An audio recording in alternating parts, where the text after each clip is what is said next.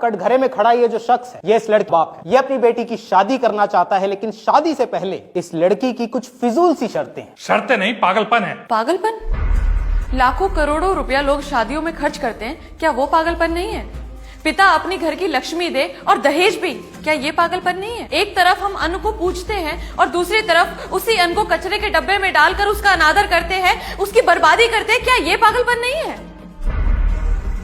शादी शादी ना होकर एक स्टेटस सिंबल बन गया है। जिसके पास जितना पैसा उतनी पैसे की बर्बादी। लाखों रुपया शादियों में खर्च कर देंगे, लेकिन वहीं अगर आपकी शादी में एक गरीब आदमी आकर खाना खाता हुआ पकड़ा जाए तो उसे मार पीट कर इतना जलील किया जाता है कि मानो आपकी 4 चांद लगी शादी में उसने एक धप्पा लगा दिया। ऐसी शादी को मैं शादी नहीं मानती हूँ जज साहब। इसलिए शादी के लिए मेरी अपनी कुछ शर्तें हैं। क्या शर्तें हैं तुम्हारी? शादी में दहेज न दिया जाए। लेकिन दहेज तो लड़के वालों ने मांगा ही नहीं है जज साहब। AC, cooler, TV, washing machine, 5 lakh रुपए और एक गाड़ी, ये सब क्या है पापा? ये सब बेटी हम तुझे दे रहे हैं, लड़के वालों को नहीं। ये आप इसीलिए कह रहे हैं ताकि समाज आपको ये ताने ना दे कि आपने खाली हाथ अपनी बेटी ससुराल भेज दी। और क्या शर्तें हैं तुम्हारी? शादी के कार्ड ना छपवाए जाएं। तो लोगों को शादी में कैसे बुलाया जाएगा? केवल घर परिवार के लोग ही शामिल हो और उनके लिए कार्ड छपवाने की कोई जरूरत नहीं है। उनको न्योते और भी तरीकों से भेजे जा सकते हैं। और क्या शर्तें हैं तुम्हारी? शादी किसी बैंक्वेट हॉल में ना कराई जाए, किसी मंदिर या साधारण से आश्रम में हो। इसकी कोई खास वजह? वजह सीधी है जज साहब। बैंक्वेट हॉल में डीजे होता है, वहां पर लोग नाचते हैं, गाते हैं, शराब पीते हैं और लड़ाई झगड़े करते हैं। मंदिर में ये सब नहीं होता। वहां डीजे का शोर नहीं होता, वहां घंटियों की मधुर ध्वनि होती है। वहां पर शराब नहीं होती, वहां प्रसाद होता है। लड़ाई झगड़े नहीं होते, आस्था होती है। और अगर आप मेरी इन बातों से सहमत है तो मैं अपनी आगे की शर्तें आपको बताना चाहूंगी। बताओ।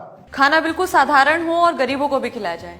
किसी के साथ भी पैसे या किसी भी वस्तु का कोई लेन देन ना हो। इन शर्तों के साथ कौन शादी करेगा इससे? अगर मेरी शर्तों में आपको कोई गलती, बुराई या त्रुटि नजर आ रही है तो आप मेरा विरोध कर सकते हैं, मुझे कोई आपत्ति नहीं है जज साहब। लेकिन क्या तुम्हें लगता है कि तुम्हारे ऐसा करने से लड़के वाले शादी के लिए हाँ बोल देंगे? पता नहीं जज साहब, पर मैं इतना जरूर कहना चाहूंगी, अगर वो ना करते हैं तो मुझे इस बात का जरा भी दुख नहीं है।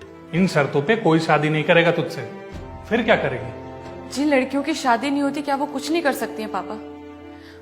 आपको तो मुझ पे गर्व होना चाहिए कि मैं समाज के उस बदलाव के बारे में बात कर रही हूँ जिससे दहेज, घरेलू हिंसा, आर्थिक समस्याएं जो शादी में रुकावट पैदा करती हैं, उनको जड़ से खत्म किया जा सके। ये सामाजिक संतुलन की एक सीढ़ी है जज साहब। और मैं कोर्ट से ये अपील करना चाहूंगी कि शादी के लिए कुछ ऐसे नियम, कुछ ऐसे कानून बनाए जाएं जिससे समाज की ये कुरीतियां खत्म हो। पहले भी लोगों ने सामाजिक व्यवस्था को बदलने के प्रयास किए हैं और उन्हें पागल घोषित कर दिया गया, पर आज उन्हीं प्रयासों को, उन्हीं बदलावों को सही ठहराया गया है। शायद, हो सकता है मैं भी उन पागलों में से एक हूं जज साहब। That's all my Lord. तमाम दलीलों को मद्देनजर रखते हुए ये अदालत इस नतीजे पर पहुंची है कि लड़की बालिग है और लड़की की मर्जी के बिना माँ बाप उसकी शादी नहीं कर सकते।